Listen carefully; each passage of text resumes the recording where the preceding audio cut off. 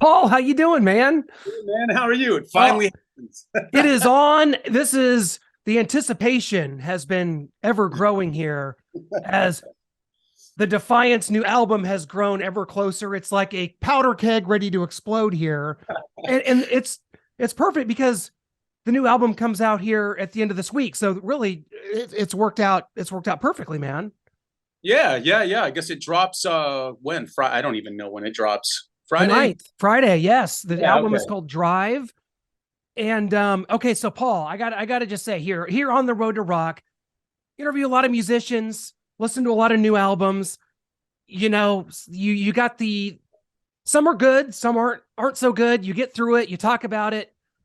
I hope you don't mind just absolutely being just bestowed nonstop praise for what I believe is my so far my hard rock album of the year. Is that okay? Can we just Yeah, man, I'll take hey, that. Thank you. Thank you okay. very much. Because sometimes I was like, hey, this is really good, this is reminiscent of your 1986 release. This Right. time this time I'm really because I'll tell you what, it's summertime. This album to me is summertime, written all over it, and it just I don't everything about it is top notch to me. So as we enter summertime, are you like a summer guy? Do you like Yeah, man. Look, yeah. I'm like a West Coast cliche. I surf. I got a old VW van, so I'm that guy.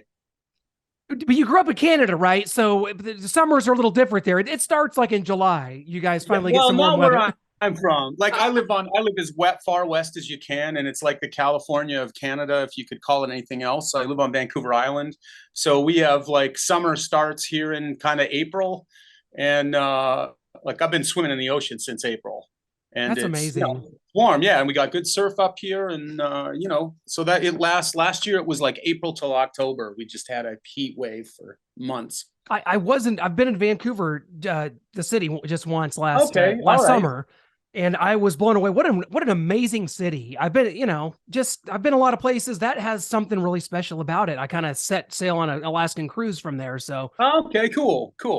well, I tell you, Paul, this, as we get set to have the album Drive release. First off, you guys have partnered with Frontiers Records, which to me, I'm so thankful for them because so many wonderful acts and melodic hard rock is really kept alive, whether it be veteran bands or quote unquote super groups or up and comers. Frontiers has really provided a space for Yeah, this I type of love the music. fact that they actually, start new acts. That they actually, sorry, sign new acts to kind of keep this music alive. Because really, in the beginning, it was more signing the older acts and creating creating that market and creating new interest. And the fact that they moved on to sign younger bands, that kind of warms my heart because it's cool to that means this kind of music gets to I mean, guitar rock kind of disappeared for a while, and that's sad, right? So the fact that there's this whole new wave of young bands playing rock music, and that Frontiers is supporting it, it's created a whole new market, and I love it. I love it. I Well, love this going to festivals and seeing young kids like rocking again. right. This should make you feel good. One of Frontier's acts is a band called Crazy Licks out of Sweden. They're Yeah, tremendous, and we've interviewed members of theirs several times. And I'll tell you, you'll be shocked to know that when we talked about influences, and of course those bands are just such have this heavy throwback sound, but a lot of them you don't hear a lot of like Motley Crue and ones that you would think. You know what band we hear a lot? Trickster and Danger and Europe really, are the three that we hear the most as far as influences go really, for these that's bands. interesting. I would never know unless you told me. That's kind of cool. Well, Feel actually take the crown off and hand it over. well, yeah. You think about though when you think about the sound and those bands that go with the really big choruses and just the real slick melodic sound. I mean, that was Motley Crue, on probably Dr. Feelgood and some on Girls. But for like bands like Danger, Trickster, I mean, those bands that like really embodied it. And so I think that does make sense in a way that those albums were kind of the most influential for some of these Yeah, I bands. guess when you think about what a Crazy Licks record is like, not that it's indicative of, but yeah, it's more of that kind of. I think sort of our generation of bands, if you want to call it that, was really focused on melody and kind of marrying between, hard rock and, I don't want to say pop, but just kind of that melodic kind of big choruses, and the verses mattered too. And so I think it was just, from the time when that music started, it kept being honed and honed and honed. you know Bands like Def Leppard had a lot to do with that, were a huge influence as well, right? Because Sure. for the first time you saw something that was extremely honed, and you could see where you could take a song to the point of like almost overproducing it, but it was cool. That's a very good, yes, 100%. I got to ask you, you and Bruno and Rob are putting together this third album, from the Defiants. Did this theme kind of evolve with the writing? I mean, they're just, when you listen to the whole thing, kind of, all the way through 11 tracks, this theme of just like good time, summertime, it's all in there. Did that kind of evolve, or is that something that was like you set out to make the ultimate summer feel good album? Because No, we just done it. that's a funny question. We listen, man, every record that we make, Bruno and I are doing the writing, right? So we're just like, we have no clue. We just kind of write for ourselves. And this record was tough. It took 2 years for us to write, just because of, pandemic happened, Sure. family stuff with our folks. And so it was just stop and start, stop and start. And I think we wrote these kind of songs to make ourselves feel better. And I think that's kind of what you're hearing. It's like, man, the whole world's falling apart, but at least like this is our like happy spot. We can live inside the songs on this record as we're doing them. Meanwhile, the whole time not realizing that. But yeah, when I listen back to the record now, I go, man, here's a guy who's desperately trying to be happy. I love that. And it's worked to a T. And now that we're hopefully, knock on wood, beyond all that insanity, and we're good to go here, that provides, I think, this album, and I'm always kind of searching for that. What's my album of summer? I know that kind of sounds dated no, almost. no, I'm the same way, man. Same way.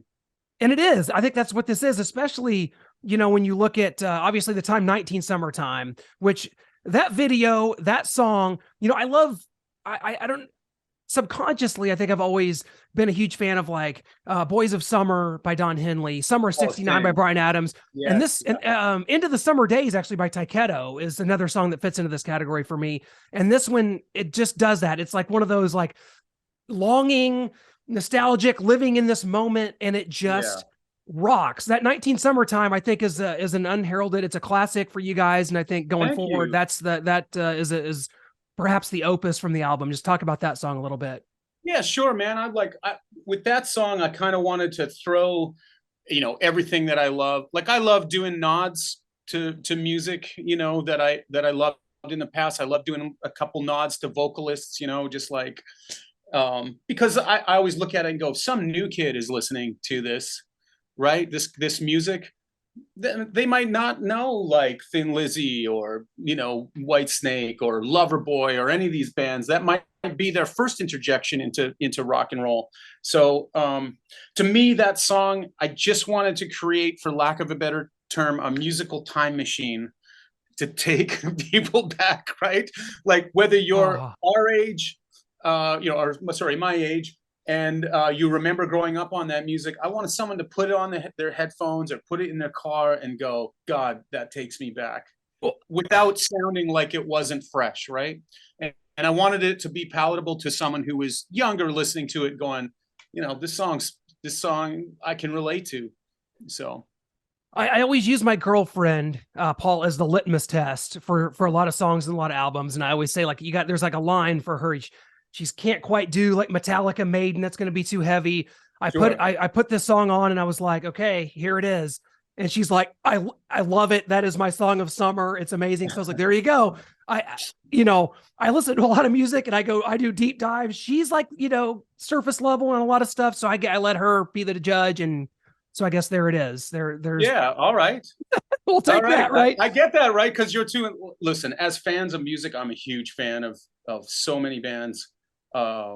we're inside it, inside Yes. the music a little bit more, and maybe willing to forgive something. But people who straight up like, maybe they're not a fan of that music when they like it. Yeah, that's a big deal. So I get your litmus test. I got to ask you about Go Big or Go Home. That's the last video you guys have put out. It gives you that big fight feel. Again, I don't know if it's just everything that I'm into that's just thrown into this album because I love like 80s Van Damme movies and the Karate Kid and stuff. So Right. we're just unloading everything that I'm into. You didn't do a song about horror movies. Maybe that'll be on the next album. Well, and I'll be covered. But how important that video was super cool, looked really good, and gives you this big fight feel. How important? I think you guys did 3 videos, including a lyric video for this album. How important are the videos for you guys? Because it seems like it gets a lot of eyes on the songs early on and leads to the release, and that's a good formula here. Yeah, look, when it comes to videos, we just want to like kind of hit all the buttons, without being too what's the word I'm looking for? Kind of not too over the top, but we just kind of want to hit the buttons of the song, right? And we worked with this film company in Italy called Kinorama. And so what was cool about kind of having that distance, number one, we can't be in the studio with them. We kind of have to share ideas back and forth. But their vision for things was cool. And, the company with a bunch of young people working at it. So they had their take on it. With Go Big or Go Home, we were like, look, just like, can you give us extreme sports? Can you give us boxing? Can you give us like, just give us something that feels like, it matches the lyric? Because that's not always the case, right? That's the thing about working with Frontiers and us being a band where everybody lives so far apart. Like, I shot all my stuff here in Vancouver. Bruno shot all his stuff in New York. Rob shot all his stuff in Stockholm, Sweden. Right? So like, out come the measuring tapes, the distance from the camera. We're all using a black backdrop. We're all using, smoke machines. We're all using, this kind of camera. These kind of shots, and it's amazing that we can be so far apart and make a video that looks cohesive. I mean, God bless technology, man. Yeah, it's funny because I was like, well, I know you could obviously, bands have been recording albums remotely for some time. Like, can you record a video remotely? The answer apparently is yes. That is Yeah. amazing. Yeah. I mean, I would rather like the last album we were in Italy, so it was great. We just got to team up with the video company, go shoot a bunch of, they filmed the concert that we did, and then we did another day and just shot in at some location, and that was it. Easy, done. Well, This was a huge coordinating effort right. Well, to try and make it all happen. I am seeing such positive reviews anytime looking online at your Facebook or your Instagram or the videos. I mean, the 19 Summertime video has like 130,000 views on it. Just the reception is so over the top positive, which is tremendous. But there's challenges. I mean, you guys forming the Defiants here back in 2016, not obviously under the Danger name, anything like that. So what are the challenges when it comes to that and trying to kind of almost rebuild a brand that you guys are already had created, but trying to put names with faces? Hey, these are these guys that did this, but we have this. Like, what are the challenges with that? Well, I think for us in the beginning, there weren't, the only challenges were, how are we going to write this thing? And then the kind of Bruno and my approach is like the subtle art of not giving a fuck. We didn't know. we had no clue when we started what it was going to be. All we knew was, look, when I was in Danger, we wrote our songs separately. Steve and Bruno wrote their tracks. I handed in my third of the record. And I really never wanted to, get in the way of the marriage, because Steve and Bruno grew up writing, since they were 14 or something. That's a pretty tough thing to negotiate. But fast forward to the Defiants, I think it was always a curiosity to Bruno to know what it would be like to write with me. Same thing for me. So when the idea was floated by Frontiers, first of all, Bruno's one of my best friends, and we carried on a friendship long after I left Danger. So we just thought, what is this thing going to sound like? We didn't know. We spent 3 months writing the first record, and it was easy because we didn't care. We are just like, no one's gonna buy this. No one's gonna give a shit. We're gonna put this. We're gonna put this record out, and you know, we'll sell 1,000 copies, and you know, we had fun making it. That's honestly what we thought. And then you know, 2 weeks after it got released, it made you know, Billboard charts, and we're like, what the fuck is happening? um and you know, then we're getting invited to Sweden Rock, and all of this stuff happened. None of it was expected. And so it wasn't till I got back to Europe I realized it was, oh, holy shit, there's like this whole resurgence of this kind of rock over there, and big festivals, and you know, how did this happen? So yeah, that kind of led on to like the second record. The challenge was, oh my God, how do we top the first album? You know, and then this record, the challenge is always for Bruno and I is, how do we keep consistently making good music, you know, writing good songs, that people aren't going to close the door on us. Sure. We feel like, you know, so many bands, and I'm not naming names, I'm just saying so many bands who don't try hard enough. You know, they don't approach a record like they approach their first albums. And to me, that sucks for the fans. The fan, you know, if I buy a record from a band that I love, man, I want to know they're trying just as hard to make as good a music as they did back then. So that's our, you know, that's kind of our main baseline, is just like, write good songs. If we piss the record company off by taking too long, we're at least not pissing the fans off, because we're not going to let it go out into the world until it's like as close to perfect as we can. Like I always say to Bruno, hey man, we don't finish records, we just abandon them at the final hour. Right? Like, and then we win, we push it out into the world. So. Well, we are ready for June 9th for Drive to be pushed out into the world. Very excited about that. Get it through Frontiers Music. It's coming out. It's going to be tremendous. Let's talk about live performances, because you guys have done shows. How hard is it to try to coordinate and get this done? Because I know a lot of this is an album. This album in particular is one that just deserves and demands to be, you know, performed in a live setting. So what can fans expect from that coming up, if anything? Yeah, hopefully we'll go back out on the road. I mean, we're a little bit late to the game releasing this. Had we released in, you know, January, February, March, we would have probably been back on all the festivals this year. But because we didn't, and we chose to have it released for the summer along with the Frontiers, which, you know, like you said, it's a summer record. You know, I agree with that. We're probably going to have to wait till, you know, towards the end of the year, or, you know, spring, summer next year before you'll see us on the road. And then typically, you know, the challenges of us going, because it's always overseas that we play. We never play North America, not yet anyways.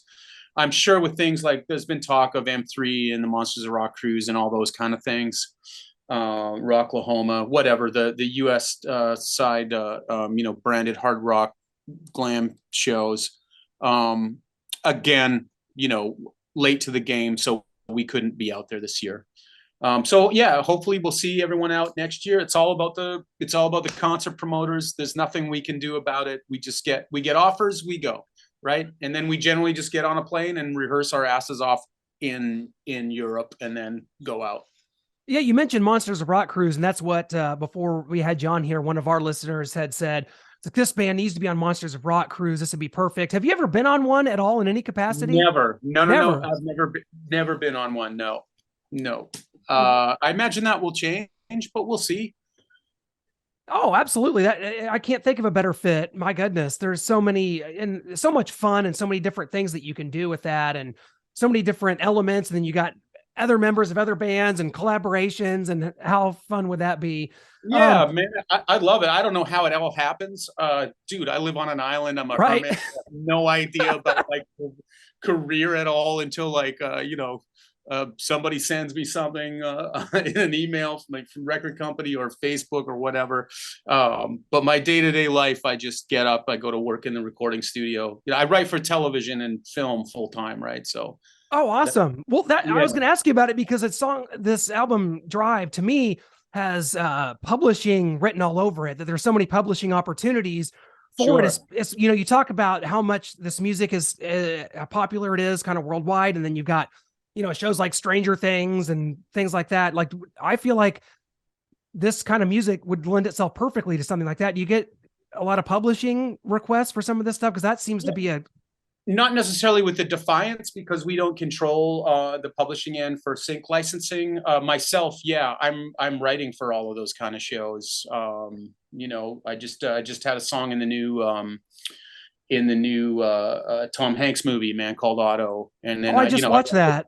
yeah, yeah. So redneck truck scene, you know, that's my song behind there, along with a guy that I work with in television called and film called a guy named Andrew Oy. So yeah, we wrote a track for that movie, and man, Below Deck, Pawn Stars, you name it, it's a million shows composed for. I'm fascinated by that. So like when you with this line of work, do you is it kind of one of those deals where someone hands you this is what the movie is? We just need a song that goes with this a certain scene. Like how does Yeah, it that work? happens in a whole bunch of different ways. Some I would say, you know, 40% of the time I get a clip of film to compose to, depending on what it is. And then the rest of the time it's just a written brief or storyboard written out. You know, here's the scene we need you to write for.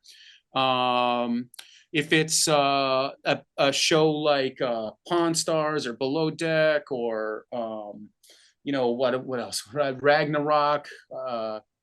If I write for NBC Sports constantly, that's just like, you know, sports rock cues. Just like, hey, we need guitar driven music, you know, in the style of this kind of, you know, band or this kind of rock.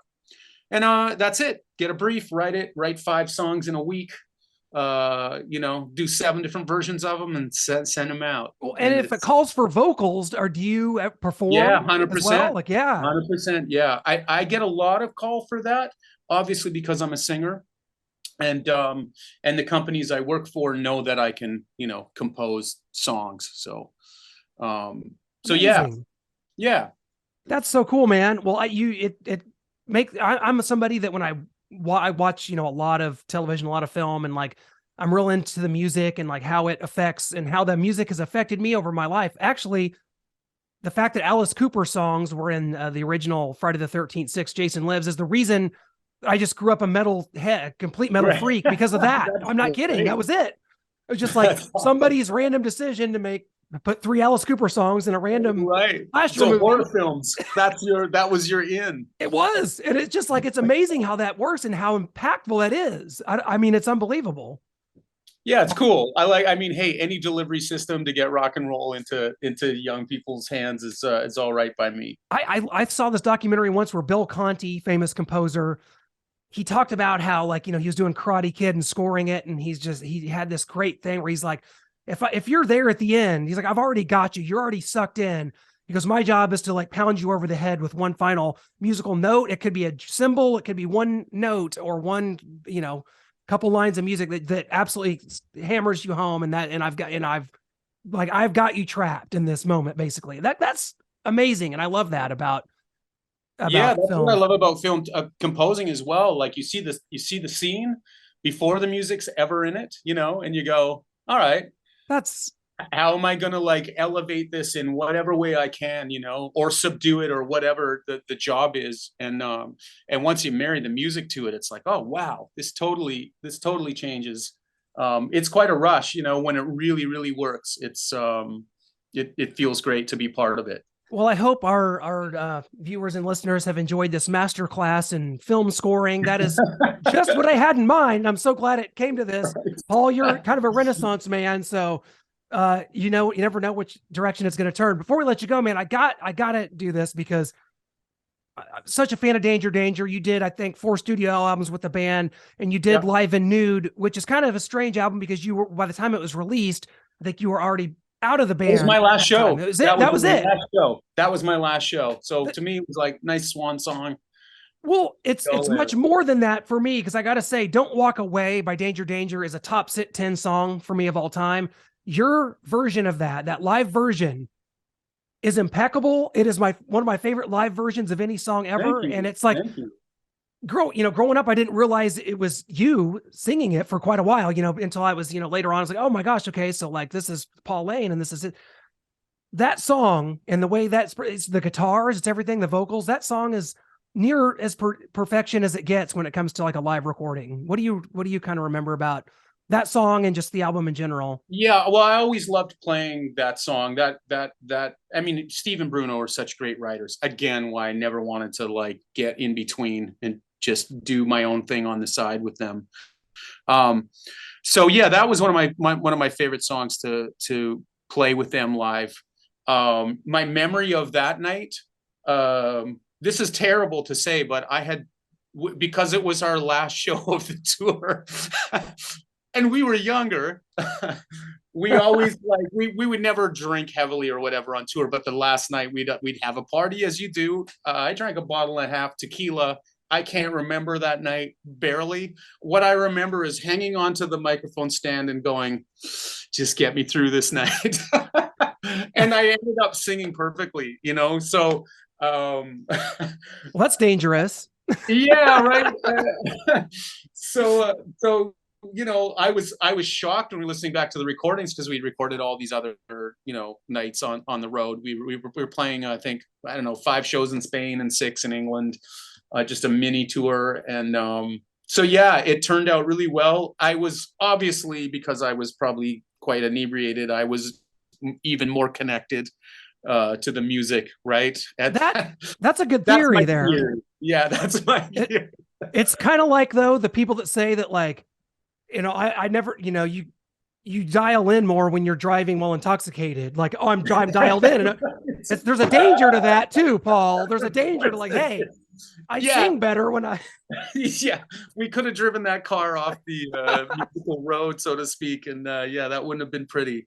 But whatever. We were obviously having a good time, and that was an emotional night. And I knew going into that evening. I mean, the band didn't know, but I knew that was probably maybe going to be my last time.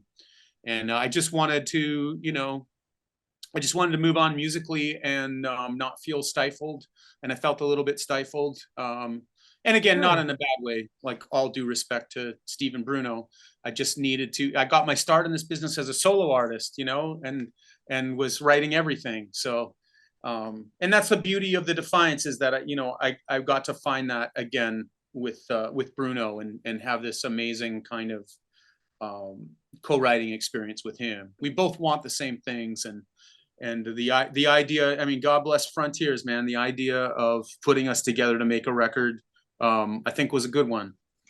They have way more hits than misses. I've seen it time and time again, whether it be like the Revolution Saints, Black Swan. They put these acts together and the magic happens. The Defiants. Do you guys ever do Danger songs live, by the way, at all? Yeah, as part of the Defiants. Ones? Yeah, I would say it's like a half Danger, half Defiance. We have to, because I was in Danger. So exactly. And if we we don't want to leave people angry.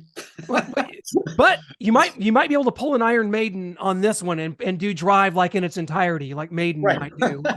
That would be cool. And nobody would be disappointed. Cool. That would be a first for me.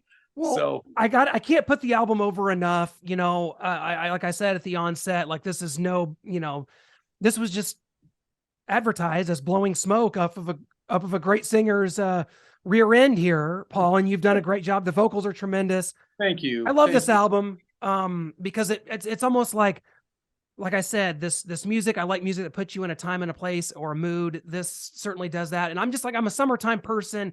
Heck, I grew up in Missouri. I don't even have a bottle of water near where I am, and yet somehow it's like a connection, a spiritual connection I have, maybe to one of the coasts. I don't know, but yeah, I get it. I definitely have one. I'll never leave the West Coast. I can't just, I grew up here. It's hard to leave. It is, man. Well, I can't thank you enough for your time, Paul. Best of luck as the album comes out here on June 9th. I hope everybody goes and checks it out. And in the meantime, go check out the videos.